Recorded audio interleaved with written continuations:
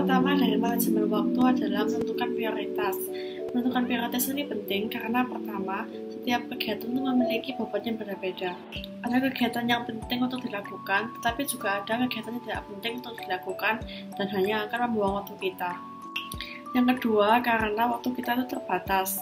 Kita semua memiliki waktu yang sama, yaitu 24 jam sehari dan 7 hari seminggu. Meskipun bertambahnya kegiatan kita, jumlah waktu kita itu tetap, jadi kita harus pintar-pintar membagi waktu.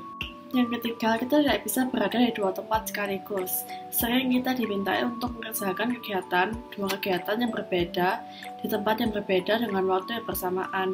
Pada saat seperti itu, kita harus menentukan kegiatan mana yang lebih penting daripada kegiatan satunya. Karena itu, menentukan prioritas itu penting. Yang terakhir, yang keempat adalah menentukan prioritas sangat berhubungan dengan efektivitas dan produktivitas seseorang. Produktivitas seseorang dalam masa ini itu tidak ditentukan oleh banyaknya kegiatan yang kita lakukan, tetapi bobot, kontribusi, dan fungsi dari kegiatan tersebut. Dalam membuat prioritas ada sistemnya, yaitu dengan memberi nilai pada setiap kegiatan yang kita lakukan, seperti penting dan mendesak, penting tapi tidak mendesak, tidak penting tapi mendesak, dan tidak penting tapi tidak mendesak. Atau juga bisa dengan sangat penting, penting, kurang penting, tidak perlu. Lalu yang kedua adalah multitasking. Apa itu multitasking? Multitasking adalah mengisi waktu atau melakukan suatu kegiatan pada saat menunggu dalam jangka waktu yang lama. Kenapa kok kita butuh bermultitasking? Agar waktu kita tidak terbuang sia-sia selama menunggu hal yang terlalu lama. Contoh multitasking sehari-hari yang bisa kita lakukan adalah pada saat kita menunggu masker kering, kita dapat membaca buku selama 10-20 menit atau melakukan aktivitas lain seperti menggambar atau menyelesaikan tugas. Lalu, pada saat buang air besar, kita juga bisa sambil melihat ide-ide di Pinterest untuk menambah kekreativitasan otak kita. Tips ketiga untuk mengatur time management dengan baik adalah tidur cukup. Berapa jam sih tidur cukup itu? Tidur cukup membutuhkan waktu kira-kira 8-10 jam.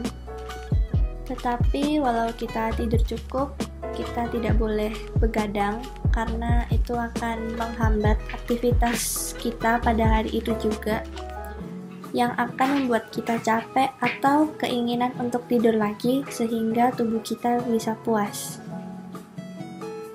Demikian pula, tidur dalam waktu yang tepat adalah kira-kira maksimal jam 10 sehingga kita bisa bangun pagi kira-kira jam 6 sampai jam 8 yang totalnya 8-10 jam. Fokus dalam mengerjakan segala sesuatu.